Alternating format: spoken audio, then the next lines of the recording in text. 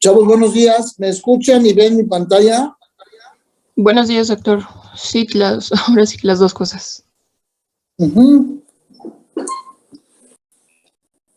que nos quedamos aquí y vamos a ver lo de la repercusión, ¿no? En el tratamiento del evento vascular, el infarto cerebral agudo, lo que necesitamos es, pues, destapar la arteria. Eso es lo ideal. La reperfusión consiste en destapar la arteria. Para eso usamos la trombolisis y la trombectomía, pero vamos con la trombolisis. La trombolisis es, y puede ser intraarterial o intravenosa. Se utilizan agentes trombolíticos como los que ven ahí. El más utilizado es el activador tisular del plasminógeno, que pues, es el más efectivo. Su función pues, es deshacer, como lo van a ver ahí en la imagen, el RTPA, tracciona el trombo, lo deshace, permitiendo la recanalización de la arteria. La trombolisis intraarterial es muy efectiva, solo que se necesita evidenciar el trombo mediante una angiografía. Entonces necesitaríamos a alguien de terapia endovascular en las primeras horas, las primeras 3 o 4 horas de que se tapó la arteria. Eso es más complicado. Por eso se hace mucho más la trombolisis intravenosa, que es simplemente en la canalización normal, se pone el medicamento trombolítico. Uno de los riesgos de la trombolisis es la hemorragia, evidentemente como complicación. Si tengo algunas características, porque las vamos a revisar ahorita, entonces tengo un riesgo de mortalidad, porque el paciente, cuando pongo el trombolítico para hacer el trombo, me puede desarrollar una hemorragia masiva, una hemorragia cerebral. Por eso, los diferentes estudios demuestran que el porcentaje de mortalidad puede ser alto, 17%, 20%, si es que no sigo los criterios de exclusión que son los que están aquí.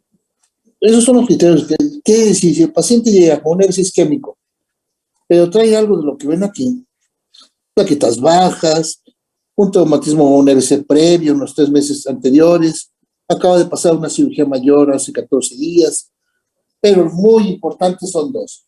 Uno, la presión arterial alta, o sea, la hipertensión. Yo, hipertenso, ¿no? Pues no puedo poner trombolisis porque voy a favorecer una hemorragia parenquimatosa. Y la otra es el tiempo, que el paciente llega después de 8 horas, pues ya no sirve de nada hacer la trombolisis. Tiene que ser en las primeras 3 horas. También voy a evitar hacer trombolisis si el paciente está recuperando, si el defecto motor es mínimo, o si el azúcar está mal, está convulsionando, si además ha tenido antecedentes de sangrado, tubo digestivo o crédito urinario, o incluso si ha tenido un infarto al miocardio reciente. Estos son los criterios de exclusión. ¿Qué tenemos que hacer? Primero, que el paciente llegue en las primeras 3 o 4 horas. Segundo, que no esté hipertenso y que no tenga ningún factor agregado que aumente el sangrado. El Actilis, activador tisular del plasminógeno, es el más utilizado. El problema es que ese frasquito que ven ahí cuesta como 20,000 pesos. La dosis de 0.9 miligramos por kilo de peso corporal, se hace del cálculo, y de todo eso, el 10% se pasa en 1 hora. Esto tiene que ser bajo la supervisión de un especialista, del internista, del urgenciólogo, intensivista, etcétera, ¿sí? Y vigilarlo al paciente de que vaya en forma adecuada. Gracias al cateterismo y a las medicinas, a la terapia endovascular ya más reciente, ahora se puede hacer la trombolisis intraarterial, llegar hasta el trombo, inyectarla y deshacerla. Vean, ese es un paciente, está tapada, ya hemos visto el caso, está tapada la cerebral media, y en la imagen abajo a la izquierda ven la flechita amarilla. Ven En la tomografía de arriba veo la hiperdensidad de la arteria cerebral media y en la angiografía vamos a ver la falta de perfusión. Cuando veo la arteria tapada, vean, en este mismo paciente la resonancia magnética me muestra ya una zona hipoperfundida, es esta, no hay adecuada perfusión. Entonces llega el paciente, tengo la zona hipoperfundida, en una angioresonancia tengo esta zona totalmente peloncita, no tiene ni un vaso sanguíneo. Toda esta arteria tapada es la zona de hipoperfusión, pero vean lo que va a pasar en esa zona. Ya hay irrigación, se hizo la trombolisis, ya hay algunas venitas que me están ahí, arterias que ya están ahí irrigando.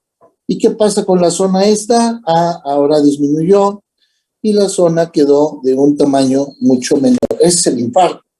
Pero todo lo demás, inclusive aquí arriba se ve también, estaba un poco hipoperfundida, pero evidentemente la lesión es mínima.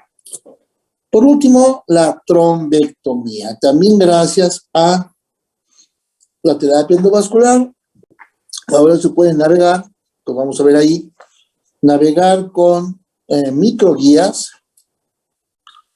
Esa microguía que están viendo ustedes, vean, ahí va, en la imagen del lado izquierdo, con fluoroscopía vamos viendo cómo va a entrar, ahí va, se va metiendo la microguía a través del, ya sea por abordaje de la arteria radial o de la arteria femoral, se atraviesan las cavidades cardíacas y se llega hasta el cerebro por carótidas o vertebrales, principalmente carótidas, se encuentra el trombo y se va a extraer el trombo. Pero ¿cómo se hace eso? Bueno, hay unas técnicas que lo vamos a ver, cómo atrapar el trombo y extraerlo.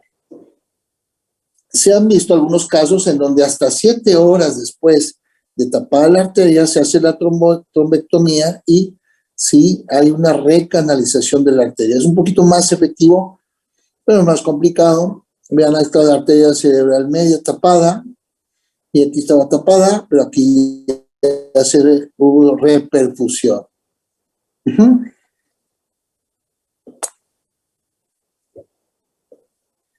¿Cómo se atrapa el trombo? Para extraerlo, primero hay que localizar. Vamos a ver el video. Balloon guide catheter as close to the thrombus site as Ahí possible. está la microguía. Connect a rotating hemostatic valve, or RHV, to the fitting of the guide catheter, and then connect the continuous flush. With the aid of a suitable guide wire, hold the guide wire in place and advance the microcatheter. Position the microcatheter distal to the thrombus so that the usable length portion of the solitaire FR will extend past each side of the thrombus when fully deployed. Once the microcatheter is in place, remove the guide wire and tighten the RHV to secure the catheter. With the aid of fluoroscopic imaging, carefully advance the solitaire FR until its distal markers line up at the end of the microcatheter. To deploy the solitaire FR, loosen the RHV. Then carefully withdraw the microcatheter while holding the solitaire FR in place until the microcatheter tip covers only the proximal marker of the device. The usable length of the deployed solitaire FR should extend past each side of the thrombus. Tighten the RHV around the microcatheter. Angiographically assess the revascularization status of the treated vessel. Inflate the balloon of the guide catheter to occlude the vessel. To retrieve thrombus, slowly withdraw the microcatheter and solitaire FR as a unit to the guide catheter tip, while applying aspiration to the guide catheter. Con eso tenemos mucho más éxito. La trombolisis y la trombectomía son los dos métodos aceptados por la FDA para el manejo agudo del infarto. Ningún otro medicamento está aceptado, aunque sabemos que la neuroprotección nos ayuda, sobre todo cuando la combinamos con trombolisis o con trombectomía. La trombolisis en países muy desarrollados, como en Corea, por ejemplo, se hace en el 70 o 75% de los casos. En México estamos haciendo el 3%, o sea, realmente es muy difícil porque principalmente los pacientes llegan hipertensos o no cumplen criterios de inclusión, inclusive el tiempo en que llegan ya es un tiempo muy, muy tardío. Dejamos como reflexión para ver el evento isquémico, las características del evento isquémico y platicaremos del evento hemorrágico, no sin antes repasar que el infarto cerebral agudo requiere que mantengamos algunas medidas generales, como la vía aérea permeable, valorar la función cardíaca, la presión arterial, cuidar que el paciente no tenga evento isquémico, un balance de electrolitos y temperatura corporal adecuada. Bueno, ¿sí? Sí.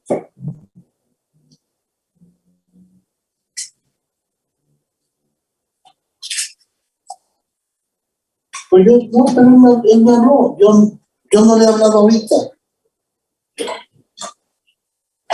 Sí. Ajá. Pues sí, pues pero alguien le dijo, ¿no?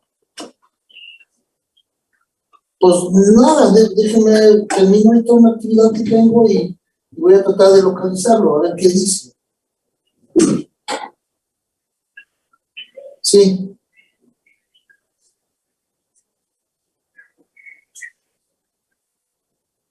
Ajá, él se enojó. Pues déjame, estoy ocupado ahorita, déjame chance, ahorita no más hablamos, por favor, una media hora. Sale. Sí, por favor. Sale, Dios.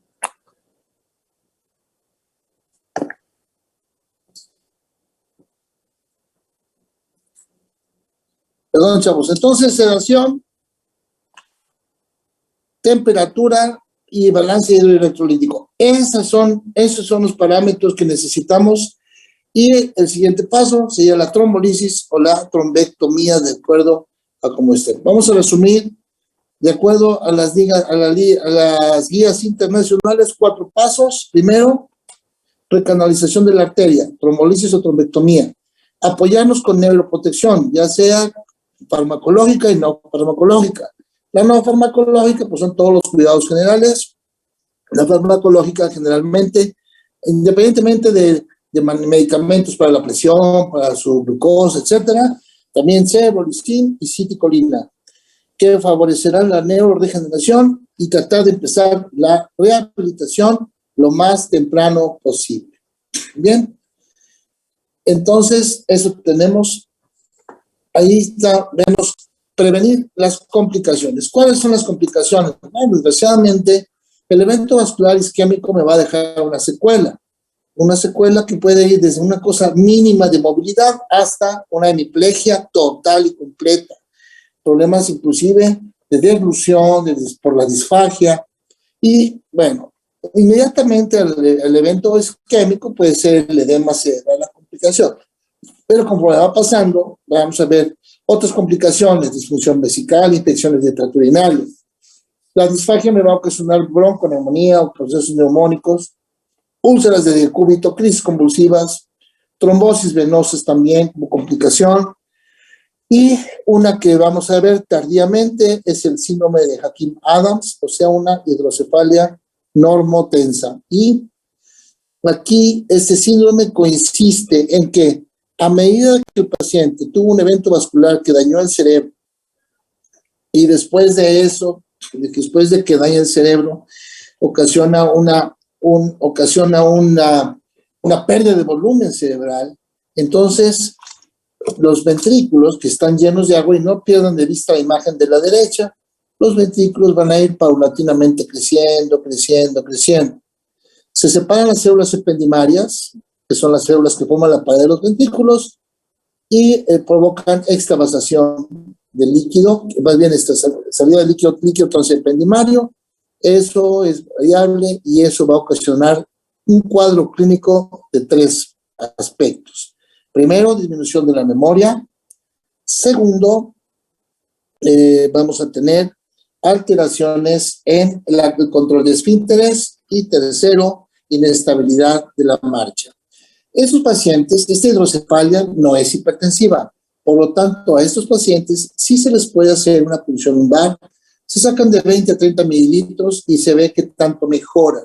Si la mejoría es significativa, el paciente requiere de la colocación de una válvula. Bien.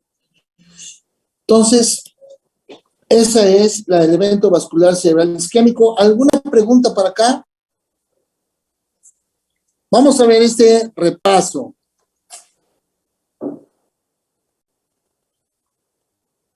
Vamos a ver este repaso, por favor.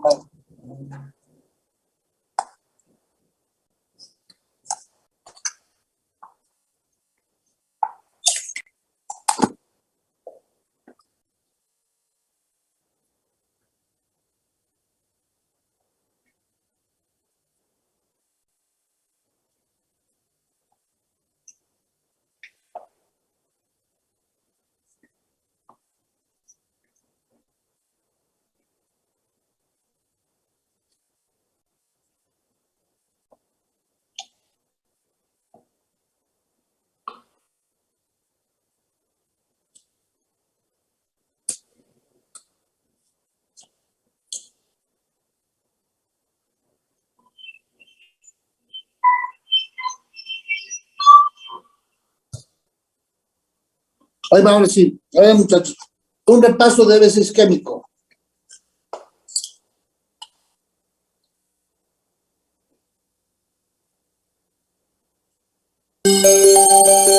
Televisa presenta.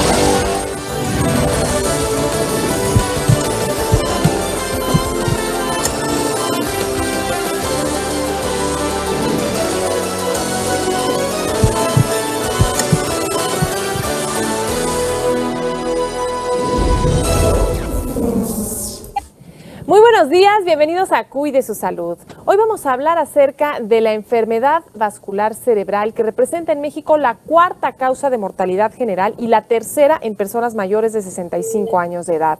Este padecimiento se refiere a la interrupción del aporte sanguíneo del cerebro, ya sea por obstrucción de una arteria o ruptura de la misma.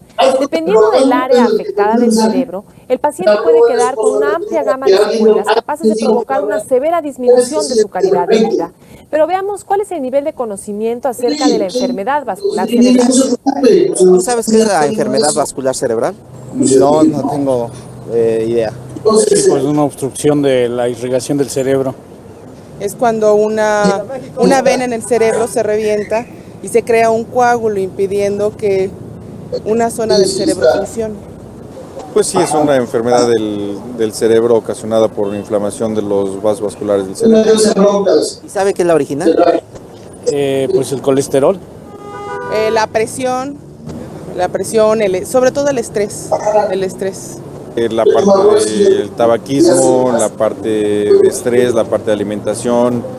¿Usted hace algo para prevenir esta enfermedad? Pues sí, procuro no comer carnes rojas. Caminar, muy bien. Pues prácticamente ejercicio nada más.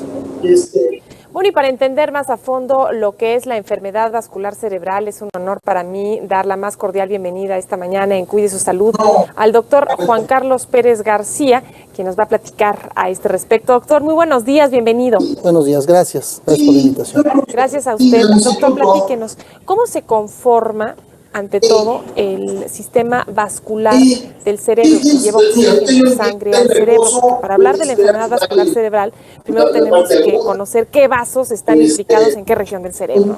Claro. Es muy interesante porque podemos hablar de un sistema muy complejo que empieza con una bomba, que es el corazón, una serie de tuberías, valga la comparación, que son los vasos sanguíneos, y algo que corre por estos vasos sanguíneos, que es la sangre, el material hemático.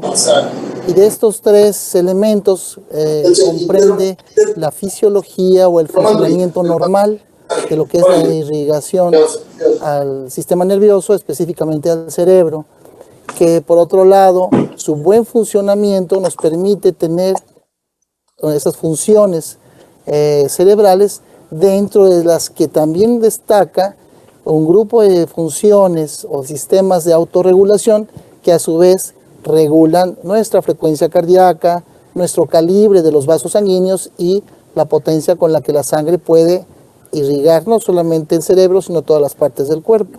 ¿Cuáles son las arterias que irrigan, digamos, la parte anterior y la parte posterior del cerebro, hablando a muy grandes rasgos? Claro, esto es importante porque son territorios diferentes y las manifestaciones o las funciones cerebrales se pueden dividir en funciones de la circulación anterior, que principalmente está dada por las arterias carótidas, que son dos grandes arterias en el cuello, en las partes laterales, y que irrigan la parte medial y anterior de los hemisferios cerebrales. Funciones tan importantes como la movilidad, el lenguaje, la sensibilidad y muchos aspectos de la memoria tienen que ver con esta circulación.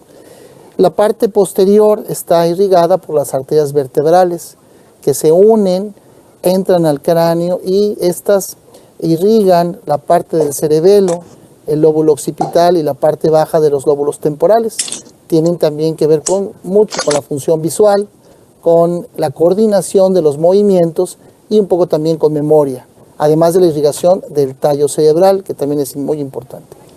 Doctor Pérez, explíquenos, porque sabemos que el accidente vascular cerebral es precisamente la falta de aporte sanguíneo y por lo tanto oxígeno a determinada porción del cerebro, precisamente porque existe alguna obstrucción o ruptura de ciertos vasos que irrigan determinada porción del cerebro.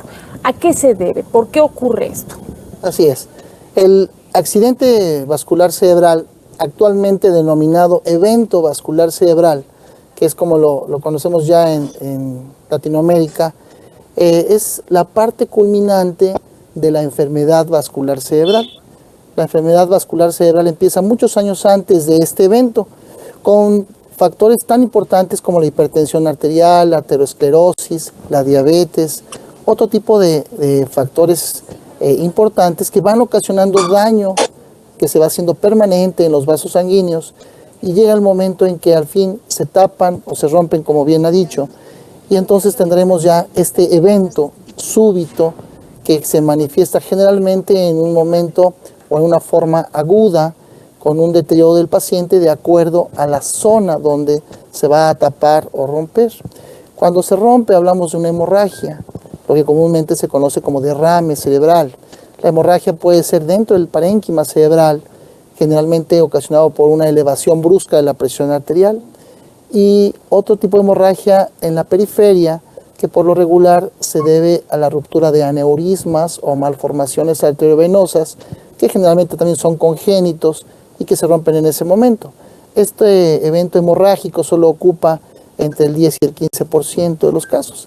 El mayor porcentaje es definitivamente el evento isquémico, o sea, la falta de irrigación, porque se tapa una arteria, ya sea por un mecanismo que conocemos como trombosis, en donde se empieza a degenerar la parte interna de las paredes de los vasos sanguíneos, principalmente por la aterosclerosis y otros factores de los que ya comentamos.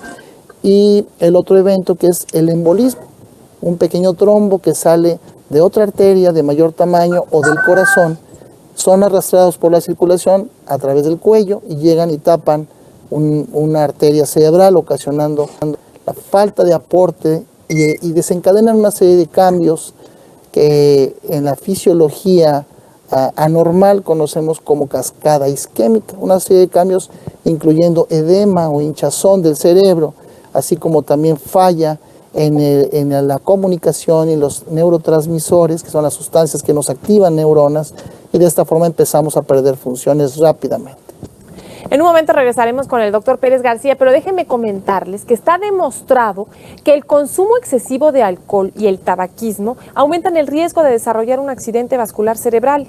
El riesgo de padecer un evento vascular cerebral es de 2 o 3 veces mayor entre fumadores. Y para quienes abandonan el hábito, se requieren más de 5 años antes de observarse una reducción del peligro. En cuanto al alcohol, está demostrado que el consumo moderado, es decir, hasta 2 copas al día regularmente distribuidas durante la semana, disminuye el riesgo, mientras que la ingesta abundante está asociada con un aumento del riesgo de tener un accidente vascular cerebral. Además, hay evidencia de que la actividad física puede reducir la posibilidad de padecer un accidente vascular cerebral y las personas que roncan habitualmente aumentan el riesgo de desarrollar esta condición. A continuación le presentamos algunas estadísticas. El evento vascular cerebral representa en el mundo industrializado la tercera causa de muerte. Es también la primera causa de incapacidad en los adultos y la segunda de demencia en el mundo. En México representa la cuarta causa de muerte y es la primera de hospitalización por causas neurológicas. También se encuentra colocada como la tercera causa de mortalidad en las personas mayores de 65 años. Aunque se trata de un padecimiento muy frecuente, en México hay aproximadamente 900 neurólogos certificados. Una de las principales causas del evento vascular cerebral isquémico es la ateroesclerosis, que representa el principal factor predisponente en el 25% de los casos de infarto cerebral. Hacemos una pausa, regresando les hablaremos de las distintas manifestaciones clínicas que pueden presentarse tras un accidente vascular cerebral, así como los más novedosos métodos de diagnóstico temprano. Y para aquellas personas que deseen más información acerca de este padecimiento, indica que no es hemorragia y el tratamiento puede encaminarlo precisamente a algo isquémico. Hay otros estudios importantes que también son al alcance o están al alcance, como por ejemplo las angiografías o la panangiografía, que es introducir un medio de contraste a lo que son los vasos sanguíneos y poder estudiar su anatomía y su distribución. Ahí podemos ver la oclusión exactamente dónde se encuentra. Este estudio es un poco más complicado, pero sin embargo es tal vez la parte más importante cuando tenemos en puerta la opción de uno de los tratamientos, como la trombolisis, por ejemplo, que requiere de este estudio. En un momento más hablaremos acerca del tratamiento, pero antes vamos a ver qué tanto se ve afectada la calidad de vida de un paciente que ha tenido un vascular cerebral. El vascular cerebral implica un cambio radical en la calidad de vida de los pacientes. Y es que de acuerdo con el tipo y grado del daño, pueden surgir diversos niveles de discapacidad, desde alteraciones en la capacidad visual, lenguaje o memoria, hasta problemas de sensibilidad, parálisis e incluso inconsciencia total. La enfermedad vascular cerebral también se traduce en baja autoestima y depresión, además de conflictos a nivel de pareja y familia. Desde el punto de vista económico, este padecimiento también implica dejar atrás una vida activa y autosuficiente. Por ello, es fundamental que el paciente cuente con terapias especializadas a fin de que recupere habilidades tanto en el área del lenguaje como en la movilidad. Igualmente importante es contar con el apoyo de terapeutas especializados en el área emocional y ocupacional que le permitan superar problemas como frustración, rabia, tristeza y depresión, al tiempo que le orientan para desarrollar otros intereses y objetivos. Para los especialistas, la diferencia en la calidad de vida de un paciente de enfermedad vascular cerebral depende no solo de un diagnóstico y tratamiento oportuno y adecuado, sino también de las terapias especializadas que reciba a fin de que recupere parte de sus habilidades. Hacemos una pausa, regresando le hablaremos acerca de lo más novedoso en materia de tratamiento y prevención de la enfermedad vascular cerebral y le invitamos.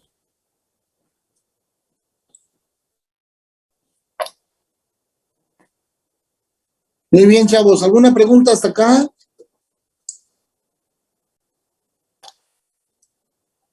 No, doctor, todo bien. Bueno, chavos, vamos a dejar ya la clase hoy. Ya mañana nos iniciamos ya lo que es el EBC hemorrágico, ¿sale? Pero vamos bien, no se preocupen ya. Terminando vascular, esta misma semana estamos ya con degenerativas. Vamos por las demencias, va a estar muy interesante. Nos vemos mañana. Sí, doctor, gracias. Hasta luego.